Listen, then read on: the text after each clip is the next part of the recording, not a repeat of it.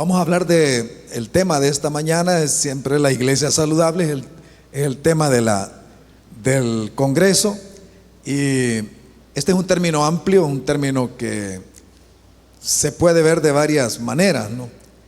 Y se ha visto a través de la historia de varias maneras. Por la gracia del Señor, ya tengo 50 años de estar sirviendo al Señor, de tiempo completo sirviendo a la iglesia.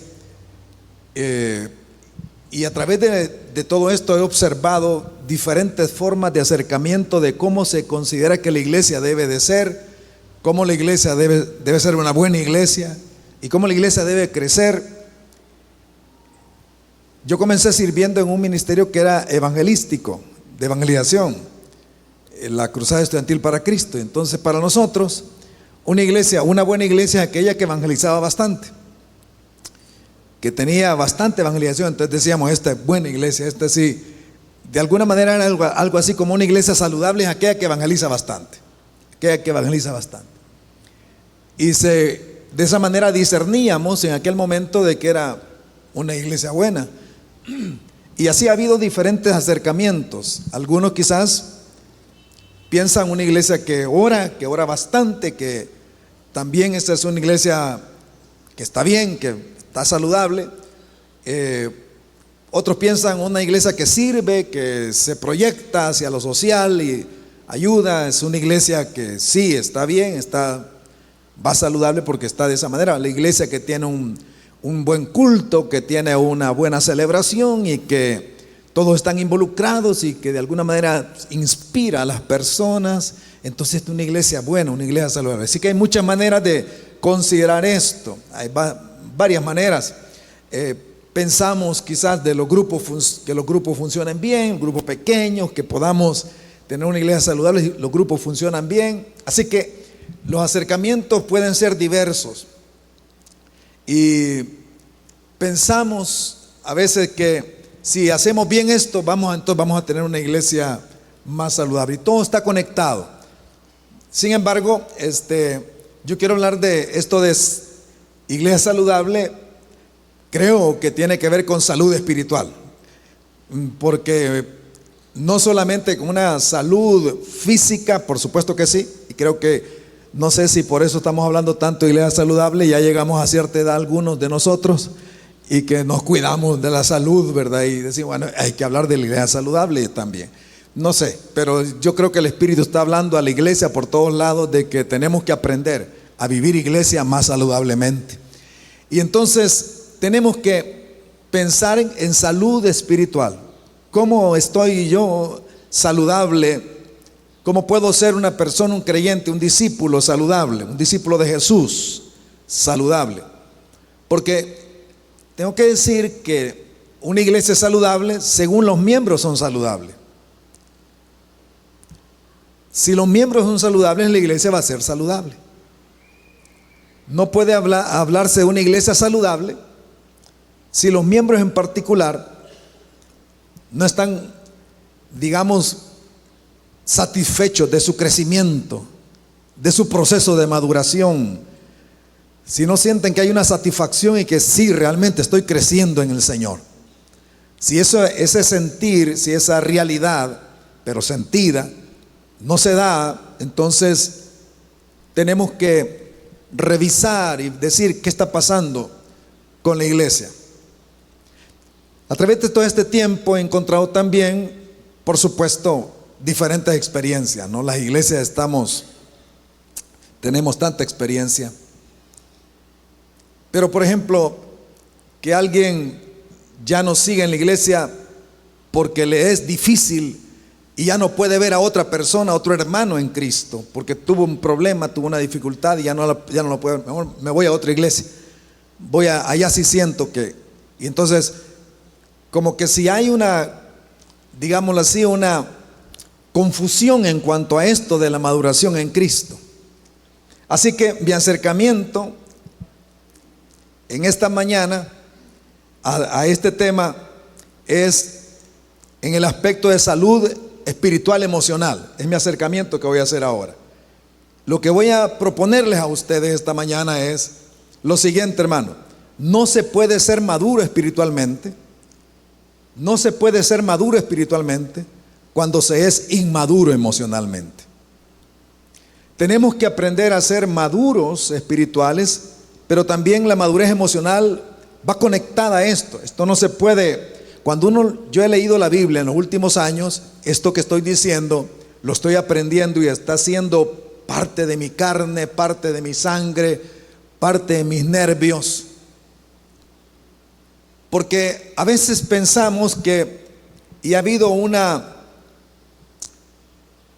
división. Alguien puede ser espiritualmente muy bien, pero emocionalmente estar inmaduro, es decir, pero está creciendo espiritualmente. Porque pensamos crecimiento espiritual es aprender a hacer ciertos ministerios, aprender a tener las habilidades para hacer algunos ministerios que hay en la iglesia y que son bendecidos por el Señor. Entonces, no importa si la persona no está creciendo emocionalmente, es decir, hay inmadureces, hay envidias, hay celos, hay competencia y a veces hay enojos no tratados y situaciones no arregladas, pero está haciendo bien el ministerio, está bien espiritualmente. Entonces dividimos y eso produce un efecto muy negativo. Ha producido en la iglesia un efecto muy negativo porque no podemos dividir esto. El ser humano no se puede dividir. Y digo, hace algunos años, en este momento, nosotros con mi esposa vamos a cumplir 44 años de casados este próximo mes de octubre. Y hermano Numa dice que él fue el que me llevó a la casa y que por él estoy casado con esta hermosa señora, ¿no? Eso dice siempre hermano Numa. Tiene parte de verdad. Pero quien más me llevó fue Silvia. No sé, fue Silvia la que por ahí, no sé, me acuerdo de eso. Pero bueno, voy a cumplir esos años de casado. Y cuando cumplimos 35 años, estamos en un momento en nuestro matrimonio digamos, de una cuestión de desmotivados, no sentíamos aquello de que estemos entusiasmados con el matrimonio. Estamos bien, vamos más o menos bien, pero ni siquiera queríamos celebrarlo. Recuerdo que dijimos, no vamos a celebrar nada, no vamos a celebrar nada, porque cuando 35, no, cuando 35, 40, uno va así como cada 5 uno trata de hacer algo, ¿no? Pero yo, no vamos a celebrar nada. No les cuento todo, pero resulta que llegó a mis manos por un regalo que nos hizo nuestro hijo Juan Manuel Isaí, que está en Estados Unidos. Nos regaló un libro que se llama El líder emocionalmente sano. Bueno, nos regaló el libro. Él había tomado una clase allá de eso. Lo traje, lo guardé unos días y después de un tiempo comenzamos a leerlo. Voy a comenzar a leerlo y le digo, mira, leámoslo. Y comenzamos a platicar y comenzamos a experimentar y comenzamos a considerar en nuestra propia vida qué estaba pasando emocionalmente, cómo estábamos conectados. Hemos ido aprendiendo, de eso ya se imaginan 35 años, para ahora voy a cumplir 44, ya serían como 9 años. Entonces hemos aprendido a hablar un poquito más profundamente, hemos aprendido a platicar algunas cosas que son necesarias platicar con tranquilidad y saber y conocernos, y esto ha traído un mayor entusiasmo en nuestra relación matrimonial, de tal manera de que uno puede hasta ser pastor y predicar bien y exponer bien la palabra, tener la habilidad de extraer el texto y decir las cosas bien y hacer un buen estudio, sobre todo ahora más con la IA, ¿no? Algunos utilizan bastante esto, pero realmente interiormente como que no está el proceso madurando. Y esta mañana yo quiero entonces por eso plantearles que es importante seguir en nuestro crecimiento, porque el discípulo busca ser como el maestro. Si somos discípulos de Jesús, tenemos que ser como quién, hermanos, como Jesús. Él es nuestro maestro. Nuestro maestro no es otro hombre, nuestro maestro es Jesús, el Señor. Él es el Señor y maestro.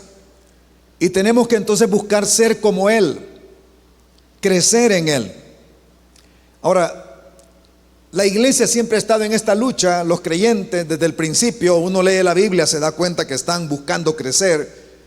Si usted busca la palabra crecimiento, se va a encontrar con cosas muy interesantes en la Biblia, en el Nuevo Testamento.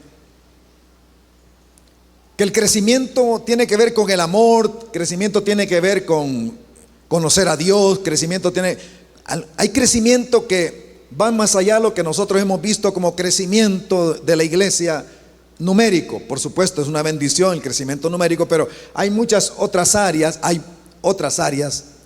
de crecimiento que son importantes, que es lo que le da el sustento y le da la satisfacción a la iglesia de que estamos caminando aún con ambientes contrarios, adversidades, saber que estoy creciendo en Cristo, estoy creciendo en Dios, estoy creciendo en Él. Utilizaré una iglesia que está mencionada en el Nuevo Testamento, la de Colosas, como referente. Voy a utilizar algunos textos de ahí, lo he estado estudiando estos días, he estado estudiando sobre la epístola a los colosenses. Esta es una comunidad de discípulos a los cuales el apóstol Pablo les escribe, pero también los describe en lo que él va hablándoles, escribiéndoles, va describiendo algo de ello. Uno puede encontrar cómo era aquella comunidad de discípulos. Los que estamos aquí somos una comunidad de discípulos de Jesucristo. Y así eran ellos en Colosas, en aquella ciudad. Y uno puede encontrar que Pablo dice cosas de ellos donde podríamos decir, a la manera como ahora estamos planteándonos iglesia saludable, era una iglesia saludable. Era una iglesia que no era como la de Corinto, que estaba un poco enferma, sino que la de Colosas estaba un poco más saludable, y lo vamos a ver de alguna manera, algunos rasgos esta mañana. Así que mi mensaje esta mañana es: edifiquemos iglesias saludables. Y va dirigido no solamente a los pastores, es para el liderazgo, para los miembros, para que juntos edifiquemos iglesias saludables. Para que no digamos, bueno, es que lo que necesitamos es una estrategia aquí. No, yo tengo que involucrarme, tengo que participar y debo ser parte de ese crecimiento saludable que se espera que tengamos. Entonces, edifiquemos iglesias saludables. ¿Cuáles son los desafíos principales para edificar iglesias saludables? En Colosenses, por eso digo en Colosenses, porque no puedo decir de todo, pero aquí encontré lo siguiente. 3 cosas voy a decir. Número 1, mantener una espiritualidad personal ferviente. Una espiritualidad personal ferviente. Es lo primero para una iglesia saludable. Dice, y mis textos bases están en capítulo 4, versículos 2 al 9. Hay más que dice ahí la epístola, pero estos son los textos. Perseverad en la oración, 4:2.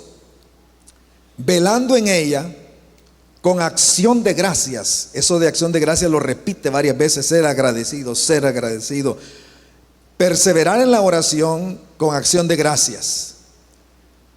Orando también al mismo tiempo por nosotros. Pablo pide oración por él, ve la importancia y la trascendencia de la intercesión, para que el Señor nos abra puerta para la palabra, para que la palabra pueda llegar y pueda ser parte, una palabra que el corazón esté abierto. Cuando Dios abre el corazón, la palabra penetra. Y cuando ocurre ese milagro, que el corazón y la puerta del corazón se abre, el Rey entra y comienza a ministrar el corazón del ser humano. Y dice: oren por mí para que pueda ser abierta puerta para la palabra, a fin de dar a conocer el misterio de Cristo. El misterio de Cristo está en el capítulo 1. Él lo trae, de qué se trata el misterio de Cristo. En otra parte dice el misterio de Dios, del Padre y de Cristo.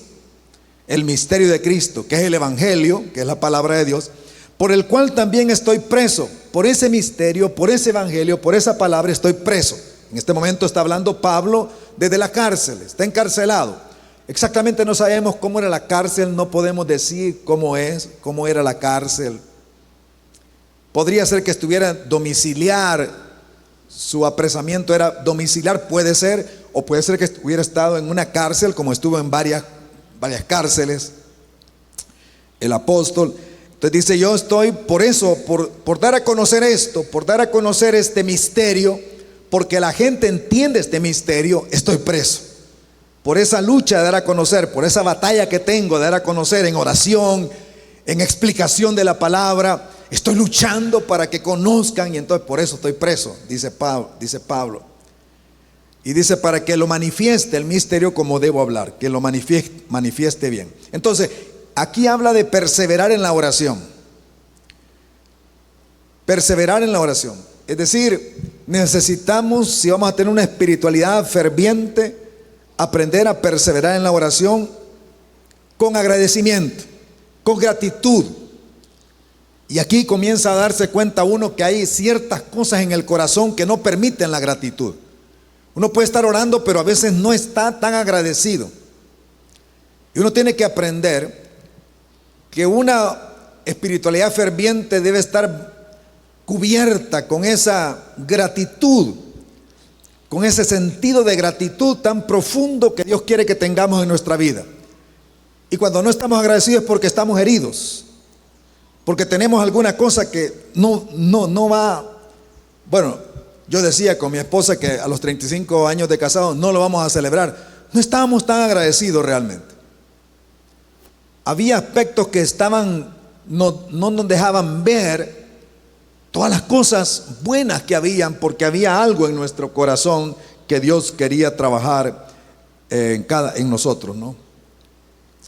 Para poder tener esa gratitud y ese tipo de vida, esa espiritualidad personal, ferviente, es importante la comunidad, adorar a Dios en la comunidad y ser fervientes. Qué bueno, debemos de hacerlo, a mí me entusiasma, pero es importante que haya altares en cada hogar, que cada hogar tenga altar, que en la casa de cada creyente se pueda percibir ese aroma que solamente el cielo percibe, ese aroma de incienso agradable, ese aroma que Dios, como cuando siente ese olor, Dios puede manifestarse. Es importante que en cada hogar tengamos personalmente tiempos de silencio, de estar con Dios, de escuchar a Dios, de platicar con Dios dentro de corazón a corazón con Dios, de cómo estoy, cómo me siento. Un hombre que para mí es un ejemplo en esto es David. David es un hombre que conforme al corazón de Dios, ¿no?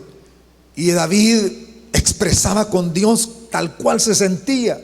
Siento que me muero, Dios. Yo no te percibo aquí en nada. ¿Te has olvidado de mí? Día y noche estoy llorando y como que no te das cuenta de lo que me está pasando. Y David expresaba con Dios, luchaba con Dios. No era que era irreverente, más bien era muy reverente, pero le expresaba a Dios cómo se sentía, su vida espiritual. Había momentos que no funcionaba, decía, Dios, no me está funcionando esto, no está funcionando. ¿Qué pasa, Dios? Despiértate, Dios. Era muy honesto, muy consciente de cómo se sentía y se lo expresaba a Dios. Contraste con Saúl, que no sabía ni cómo se sentía y no le expresaba nada a Dios, solamente aparentaba y quería tener un monumento para él y todo lo demás. Bueno, para eso es necesaria una fe no fingida, una fe genuina. Pablo dice de Timoteo, estoy seguro que tú tienes una fe no fingida como la de tu madre y la de tu abuela. No que se la ha transmitido por ósmosis, no, sino que ellas la tuvieron y ahora la tienes tú también. Una fe genuina, una fe verdadera. Y este es un autoexamen que necesitamos hacer continuamente. Estoy en la fe. ¿Dónde está depositada mi fe? Hermanos y hermanas, nuestra fe debe estar solamente en Jesucristo nuestro Señor. Puesto los ojos en Jesús, autor y consumador de la fe. ¿Realmente en Él estoy descansando? ¿Realmente mi fe está en Él? Es bueno considerar esto, porque a veces estamos más confiados en otras cosas, confiados en otro, digamos, aún en cosas espirituales, pero no en el Señor. La fe debe ser genuina, sincera. Los discípulos de Colosas tenían una fe genuina. Colosenses 1, 3 y 4, el apóstol dice: damos gracias a Dios, Padre de nuestro Señor Jesucristo, habiendo oído vuestra fe en Cristo Jesús y del amor que tenéis a todos los santos. La fe no está en los santos, la fe está en Jesús. El amor es hacia los santos. A veces tenemos una gran fe en la iglesia. Esta iglesia sí, hoy sí en la iglesia. No, la fe debe estar en Jesús. Y nos debe llevar, hermanos, a un amor genuino hacia todos los santos. La fe verdadera se manifiesta en amor. Se puede decir entonces que si yo no amo, no tengo fe genuina. Al lado contrario, no se puede decir, si yo no amo, si yo lo que tengo es odio, entonces, ¿qué pasa con mi fe? Debo de evaluar mi propia fe. ¿Cómo puedo ser un pastor, como he sido a veces, con celos en mi corazón? ¿Cómo puedo ser un pastor con celos en mi corazón? ¿Por qué Dios le da a aquel siervo una gran bendición y a mí no me la da? Y he tenido que luchar con esto en mi vida, en mi corazón. Envidia. Y eso a veces no se ve, pero uno lo dice, se le sale la envidia. Y yo dije, Señor, por favor trata. Y estoy en ese proceso continuo. Emociones que son mal enfocadas, ¿no?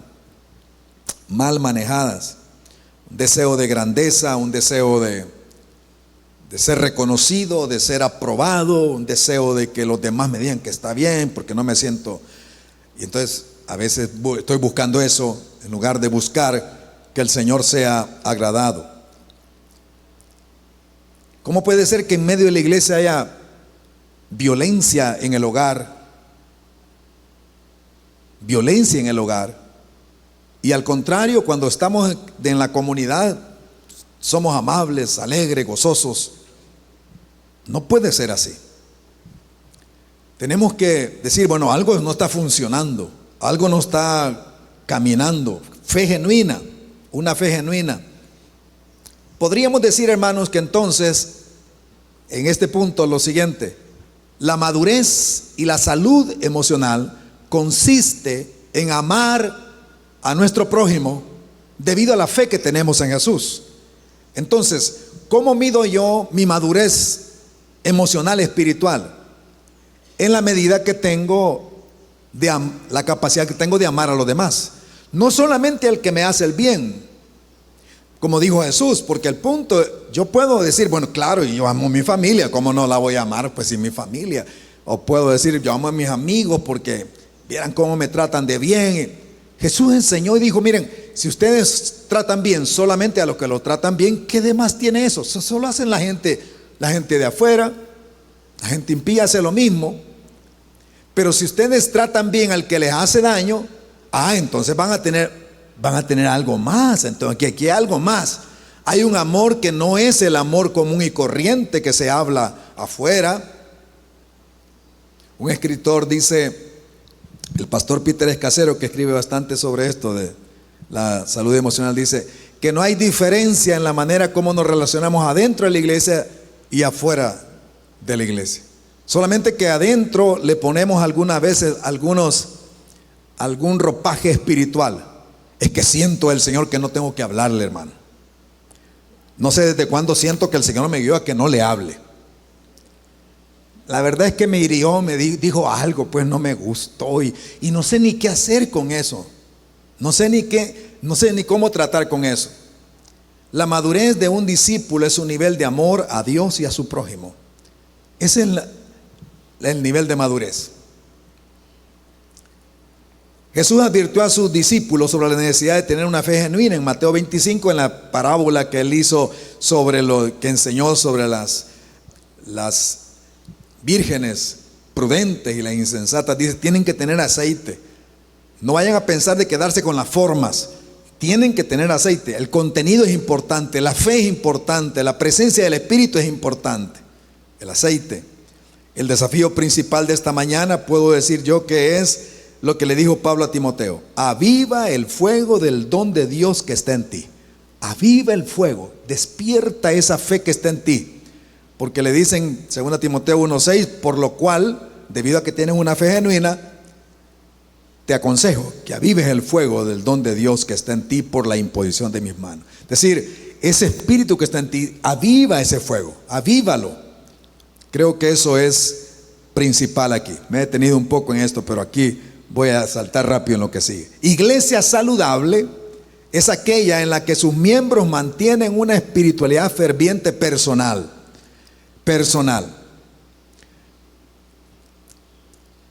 Debe haber un equilibrio entre la celebración comunitaria y mi vida personal.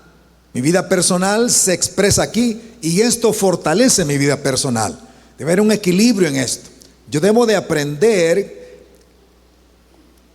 a tener un equilibrio. No puedo dejar lo uno y lo otro. Esto me inspira más para seguir buscando al Señor. Vengo, adoro a Dios, escucho la palabra, me inspira a continuar, me inspira a seguir con mis tiempos de silencio en la presencia de Dios, de lectura, de escuchar al Señor. Continúo. Segundo gran desafío que tenemos para ser una iglesia saludable: regalar al mundo un testimonio de vida. Este es un desafío que tenemos como iglesia para que seamos realmente iglesia saludable. Mire cómo dice el capítulo 4, versículo 5: andad sabiamente para con los de afuera, redimiendo el tiempo. Anden sabiamente con los de afuera, rediman el tiempo, sea su palabra siempre con gracia. Hablen con gracia, que sea sazonada con sal, para que sepan cómo deben responder a cada uno. El testimonio a los de afuera es de cómo vivimos, cómo andamos, cómo vivimos la vida de redención. Somos redimidos de Cristo. ¿Podemos decir amén a eso? Somos redimidos. Ahora, ¿cómo vivimos esa vida? ¿Cómo la vivimos? ¿Cómo la hablamos? ¿Cómo platicamos? ¿Cómo se nos escucha? ¿Cómo se nos considera en nuestra forma de hablar? Los de afuera. El testimonio hablado debe guardar el cómo y no solo el qué hablar a los de afuera. Es decir, uno puede aprender qué decir. Yo aprendí desde muy joven las 4 leyes espirituales, qué decirle. Yo voy a ir a decirle, y yo aprendí de memoria todo eso, de memoria. Y eso es bueno, pero también el cómo lo digo, con gracia. Dice con sal, sazonada con sal. Bueno, eso no quiere decir que usted tiene, no sé, qué se imaginan, pero la idea es una palabra en pacto con Dios, porque la sal era para el pacto, tiene que ver con el pacto.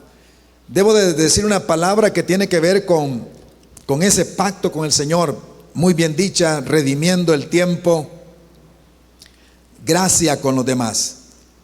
Hermanos, aprender a escuchar a los demás es importante. Cuando vamos a hablar con el que está afuera, con el que no es creyente, aprender a escucharle, aprender a valorar a la otra persona, aprender al que está afuera, decir, es que este no es creyente, no sabe nada. No, sabe muchísimo que yo no sé. Yo tengo que aprender a escuchar al otro y decir, ¿y qué Dios tiene en esa persona? Porque, hermanos, algo Dios está haciendo en cada persona y en todo el mundo. Porque Dios obra en cada persona, aún el que no se congrega, el que no está con nosotros, el que no es dentro de nosotros. Tenemos que aprender con gracia, valorando a la persona. No es que valoramos solamente el mensaje, por supuesto que sí, pero valoramos a la persona. El testimonio hablado debe ser dicho de manera con gracia, de manera comprometida, es decir, con pacto en el Señor, guardando la manera de hablar, guardando la difamación. Por ejemplo, un mandamiento del pacto es no difamen a los demás. No levanten falso testimonio contra otro. Y a veces uno ya va pensando mal de otro, ni siquiera le ha dicho nada y uno piensa mal, uno está a veces diciendo mal del otro. La iglesia saludable entonces en este punto es en la que los miembros no solo dan un mensaje, sino que son el mensaje ellos. Son el mensaje. No solamente se concentra en dar un mensaje, lo importante es dar el mensaje, ya alcancé tanto, pero ¿quién soy yo con los demás? ¿Cómo me comporto? ¿Cómo me miran? ¿Cómo platico con ellos? ¿Cómo los veo a ellos? ¿Los veo con amor realmente al otro? ¿Logro visualizar en ellos algo de Dios? Porque aún la gente que a veces es que digamos anda haciendo cosas muy malas, algo de Dios puede tener esa persona. Es difícil verlo de esa forma, pero hay que aprenderlo. Aún el que nos hace daño, aún el que está en contra de nosotros, algo de Dios está ahí, algo de Dios está ahí. Y tenemos que aprender. Ok, tenemos fe genuina y también damos un testimonio, según lo que dice Colosenses, tenemos que dar un testimonio acompañado de vida. Y ya somos iglesia saludable. Bueno, hay un tercer desafío para la salud espiritual que debemos de mantener. El tercer desafío dice trabajar en relaciones de amor transformadoras. Es que la iglesia de Colosas es un ejemplo en esto. Y este es mi punto tercero y final. Dice el capítulo 4, versículo 7, todo lo que a mí se refiere os lo hará saber. Todo lo que a mí se refiere os lo hará saber Tíquico, amado hermano y fiel ministro y consiervo en el Señor, el cual he enviado a vosotros para esto mismo, para que conozca lo que a vosotros se refiere y conforte vuestros corazones. Con Onésimo, amado y fiel hermano, Onésimo, que es uno de vosotros, era miembro de Colosas también, Onésimo, era parte de esa iglesia, de ese lugar. Todo lo que acá pasa os lo harán saber. Y yo quiero aquí, hermanos, hablar al liderazgo. Los que tenemos algún nivel de liderazgo, de hecho casi todos los creyentes tienen un nivel de liderazgo porque influencian a otros, ¿verdad? Todos. El que es papá ya es líder porque tiene hijos, tiene gente. El que es empleado en algún lugar, hay compañeros, también influencia a él, es un líder. Y luego en la iglesia hay líderes de grupo, hay líderes de ministerio, hay todo esto. Entonces, al liderazgo, en primer lugar, todo lo que a mí se refiere, los líderes de la iglesia tenemos que ser cartas abiertas.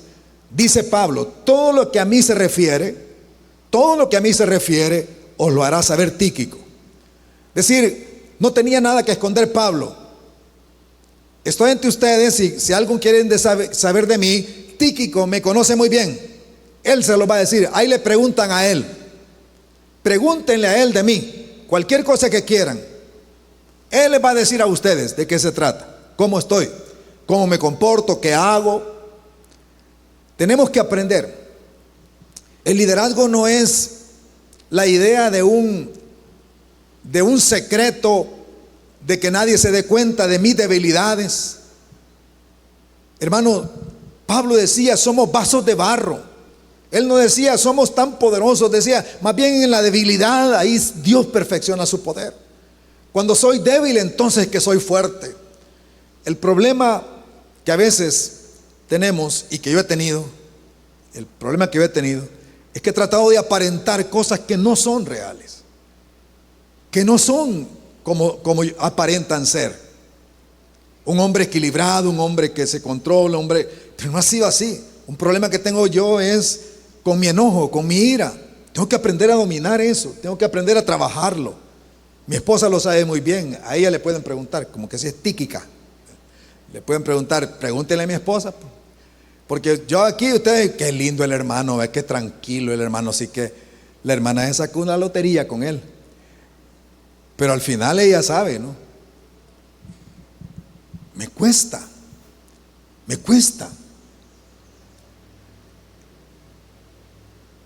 A veces me dice, mira, ¿y por qué estás enojado? Más me enojo yo. Y yo no estoy enojado.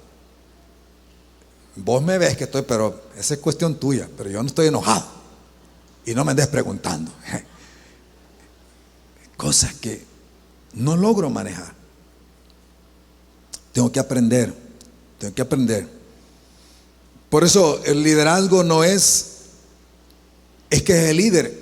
Y cuando, por ejemplo, dicen, es el líder, wow, y los hijos, no, hombre, ¿cómo es posible? Como que pensamos que el líder es casi perfecto, una persona que ya no se va a equivocar. Tenemos que saber que no es así. Hay debilidades, por supuesto tenemos que tratarlas y tenemos que ir al punto de que no se conviertan en pecado. Como dice la Biblia, que su enojo no sea pecado. Tenemos que trabajar eso. Pero también los líderes de la iglesia debemos trabajar en compañerismo y amor para cumplir la voluntad de Dios. Dice así, mire cómo dice, presentando a Tíquico, dice, amado hermano y fiel ministro y consiervo en el Señor, presenta a Tíquico, el apóstol Pablo. Es un amado hermano, en primer lugar dice eso.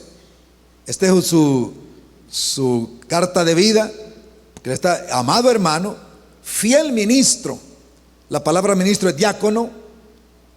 Es un servidor, es un fiel servidor. Que yo lo envío a ustedes, a Tíquico, un fiel servidor y un consiervo. La palabra consiervo quiere decir coesclavo. Coesclavo. Pablo decía, yo soy esclavo de Cristo, y aquí está otro esclavo de Cristo, y juntos servimos al Señor. Somos coesclavos en el Señor. Servimos al mismo Señor.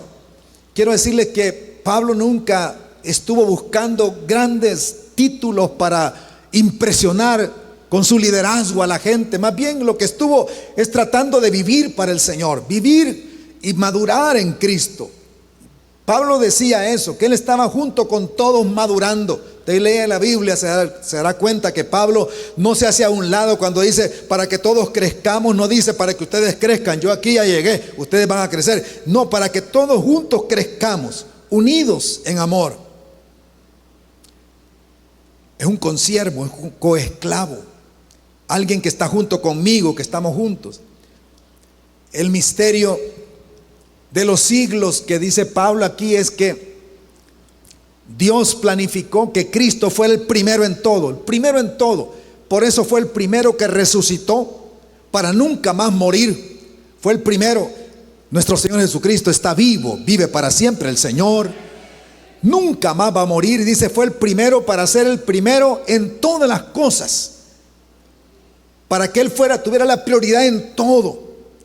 Eso fue lo que estaba escondido. Aún le dice a los de Colosa, es Cristo en ustedes. Este es el misterio, Cristo en ustedes. Cristo en ustedes es la esperanza de gloria en sus vidas. Ustedes su esperanza de gloria no está en otro más que Cristo, está en ustedes y está obrando, está trabajando, está vivo. Cristo en ustedes, la esperanza de gloria. Le dice a él, es un consiervo. Una iglesia saludable es en la que los miembros y líderes están involucrados en procesos de transformación profundos, o sea, de santificación, líderes y miembros. No solo cambios externos, sino cambios internos. Versículo 9 dice, con Onésimo, amado y fiel hermano. Otra vez repite, amado y fiel hermano. Eso de amado. Nuevamente, el amor. Dice que es uno de vosotros, versículo 9, es uno de vosotros. El amor es clave, porque quiero decir algunas cosas sobre esto, para ir cerrando mi mensaje. Amar nos transforma. Hermano, amamos no para transformar a la otra persona. Amamos para que Dios nos transforme a nosotros. Cuando amamos no es el otro que va a ser cambiado, soy yo el que voy a ser cambiado. El problema es que yo amo para ver que el otro cambie y cuando no cambie, entonces ya. No, yo amo para que Dios me cambie a mí, me transforme a mí. El amor muchas veces es doloroso porque no veo la transformación del otro, sino que yo tengo que seguir cambiando en mí mismo. Dios, antes de mandarnos a transformar afuera ciudades, nos manda que nos dejemos transformar por Él. Romanos 12, 1 y 2 dice que nos dejemos transformar con la renovación de nuestro entendimiento. Permitamos que Él nos transforme. A veces queremos transformar todo y nosotros no estamos siendo transformados. Según de Corintios 3:18 dice que somos transformados de gloria en gloria por el Espíritu del Señor. Somos cambiados de gloria en gloria, vamos siendo transformados a la imagen de lo que vemos. ¿A quién estamos viendo? Estamos viendo a Jesús, somos transformados en esa imagen. Estamos contemplando al Señor en nuestros altares personales, contemplamos a Dios, vamos a ser transformados en eso. Ya no hay que tener velos, ahora podemos ver al Señor, por la fe vemos al Señor y lo contemplamos y somos transformados a la imagen de Él. La transformación debe tocar los matrimonios. Esposos, amen a sus esposas, ámenlas como Cristo, sacrifíquense por ellas. Debe tocar el matrimonio, la transformación.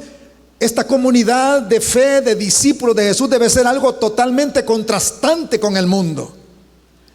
Debe ser algo que dice Pablo, es que este es el misterio que Dios ha levantado una nueva humanidad.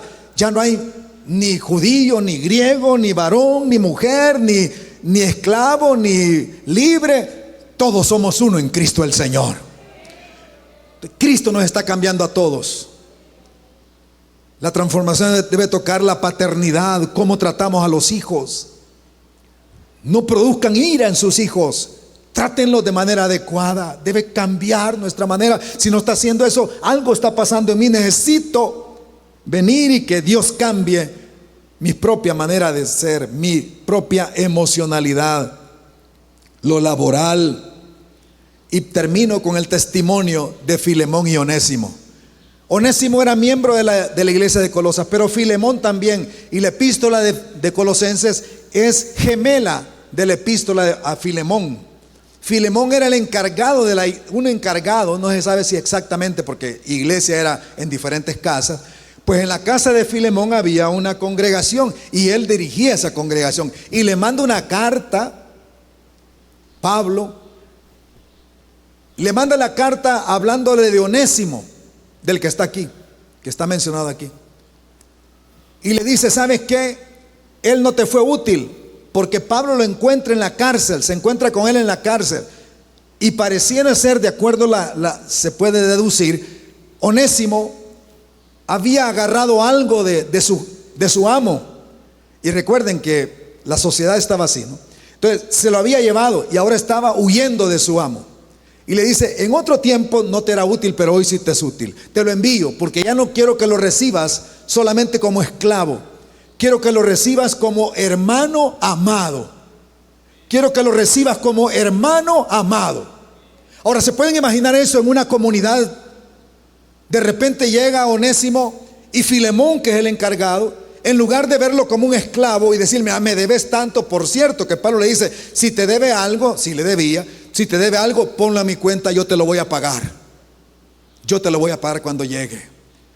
Y cuando ve a Onésimo, comienza a abrazarlo. Aquel amo y aquel esclavo comienzan a abrazarse y comienzan a llorar juntos y a decir, perdóname porque me llevé eso. Y le dice, no sabemos qué. Sí te perdono, sí te perdono. Aquella comunidad está transformando la sociedad, no por estar gritándole a la sociedad, sino por estar siendo transformados ellos mismos. Ellos están siendo transformados por el poder del Señor. Y algo está pasando y la sociedad es tocada con aquella gente. La esclavitud no comenzó a cesar, no dejó solamente porque ellos reclamaron, fue porque cambiaron su concepto de esclavitud y lo cambiaron por hermandad, por hermandad. Ese testimonio es transformador. La iglesia saludable es en la que sus miembros son transformados al perseverar en el amor. Perseveramos en el amor y Dios nos va cambiando. Y de esa manera la comunidad se convierte en un testimonio viviente para que la sociedad, y ese es el gran sueño de Jesús, cuando tuvo sus discípulos, ámense entre ustedes, para que todos vean que son mis discípulos, ámense entre ustedes, que todos se van a dar cuenta que son mis discípulos cuando se amen entre ustedes. Esa es la gran apuesta. La apuesta de Dios para estas sociedades nuestras es su iglesia, es su pueblo. Somos nosotros, somos los llamados a vivir conforme a lo que Dios nos ha dicho que debemos de vivir. Es lo que Dios ha dicho, lo que Dios nos ha llamado a hacer. Somos discípulos del Señor, somos miembros que estamos en proceso de salud para manifestar el reino de Dios a través de nosotros, se manifiesta el reino del Señor. Le damos gracias a Dios.